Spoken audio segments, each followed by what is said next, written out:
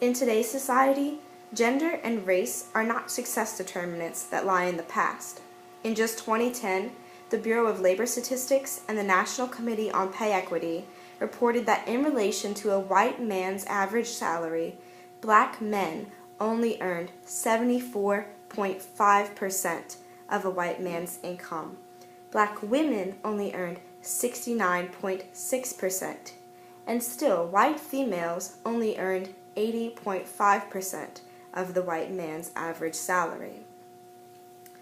Through a continuous approach to promoting racial and minority equality on higher education campuses, we need to identify who in these situations are the least advantaged. Then we need to allocate the resources to them in order to lift up the people who are at the bottom.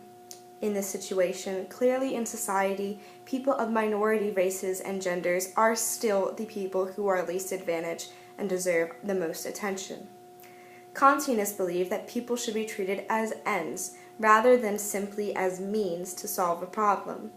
Resources need to be given to the people who need it most, because people have equal value, but we still can't sacrifice the individual for the collective.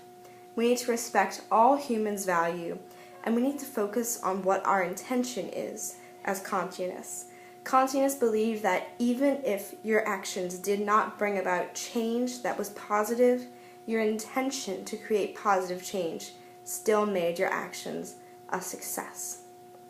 There are several ways to go about promoting racial equality. Some people believe that affirmative action and speech codes should be implemented on higher education campuses. Rausch defines speech codes as formal policies that censor speech with consequences and punishment.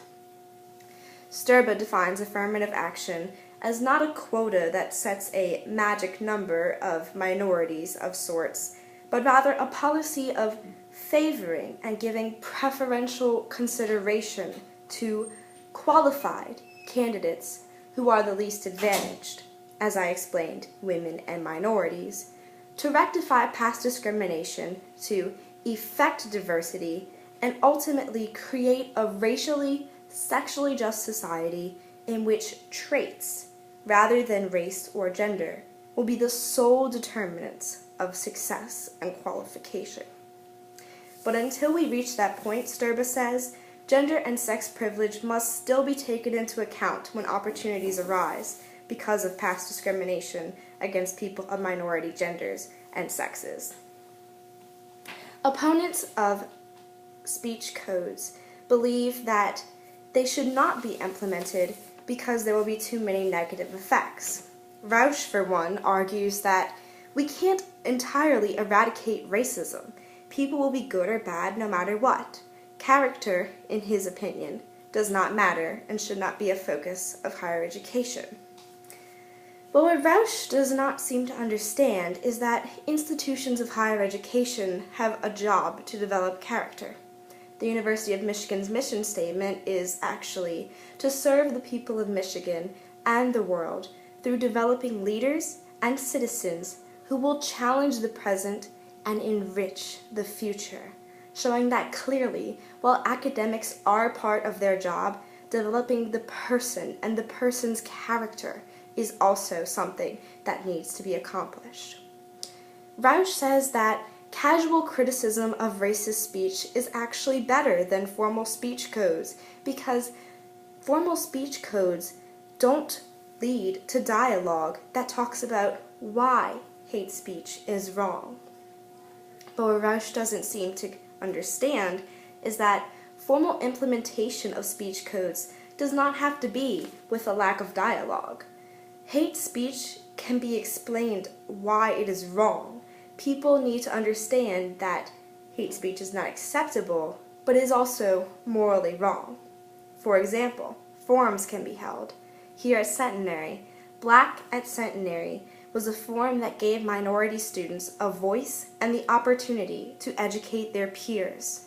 So if we implement speech codes, but also offer forums to help explain why these speech codes are being implemented, why hate speech is morally wrong, we can give not only the institution, but also peers to explain that this is not acceptable and to show their peers why and how hate speech is hurtful. Peer education, along with institutional education, will be doubly effective on the students in higher education institutions.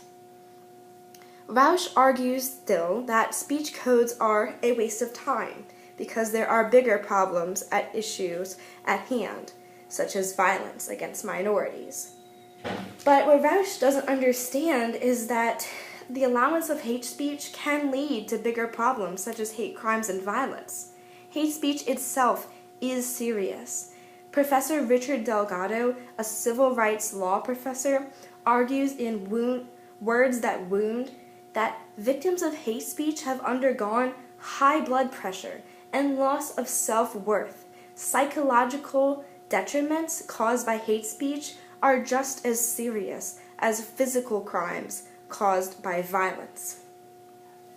Rausch also says that speech codes will lead to a purist view, a view that every single situation of prejudice must be eliminated without a doubt.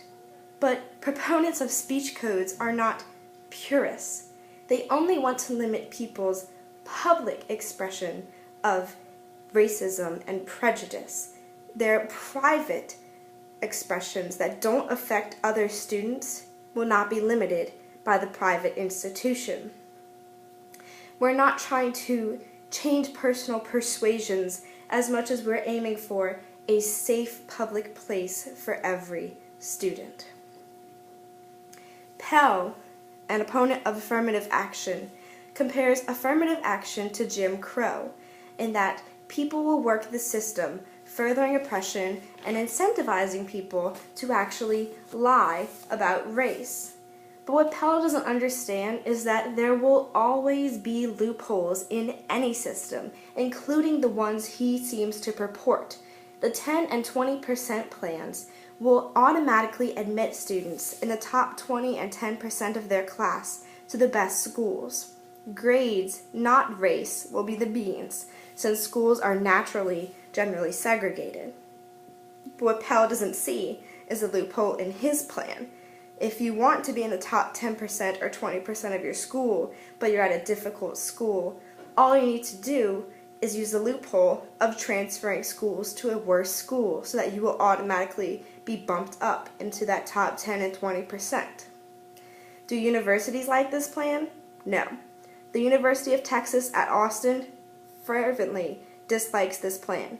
They cannot control the variety of students that they receive. They don't want people who come from weaker schools because they're not prepared for a college environment. And they are disproportionately preferred in relevance to the other schools, which means that they have way too many people that are automatically accepted that they can't have all the resources for.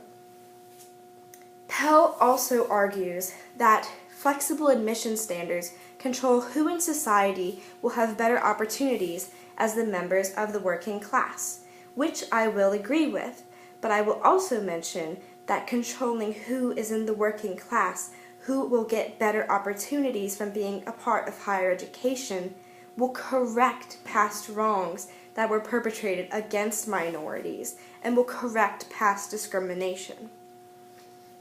Pell says that affirmative action had no or negative effect on self-confidence of minorities, and that minorities under affirmative action are qualified but are not as qualified as the majority, leading to them to devalue themselves. But what Pell doesn't recognize is that minorities voluntarily applied for these universities and will benefit by having advantages that come from higher education. Affirmative action might lessen confidence, but it isn't explicitly correlated with failure. Rather, it opens doors. In fact, the National Center for Education Statistics report that consistently across race and gender groups, as people were getting higher levels of education, there were higher earnings in their job fields. In 2010, a bachelor's degree would get you a median salary of $45,000, while a high school diploma or its equivalent would only render a $21,000 median salary, proving that no matter what, attending an institution of higher education will bring about benefits to minorities.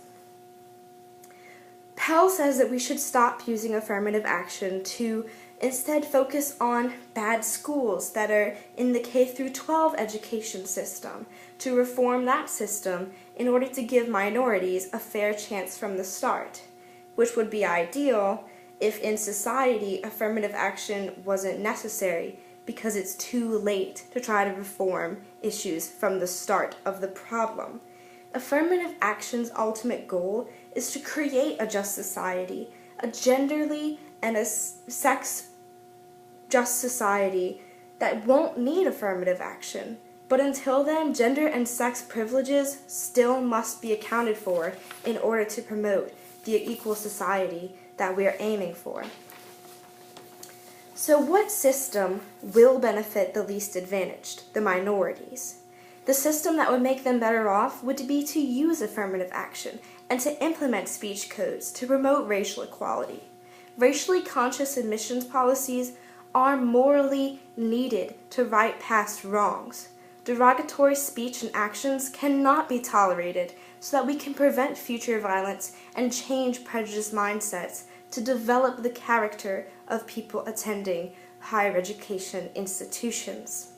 We need to use a thought process of limited purism in that we only impact people's public expressions while their private expressions are still something that they are in control of.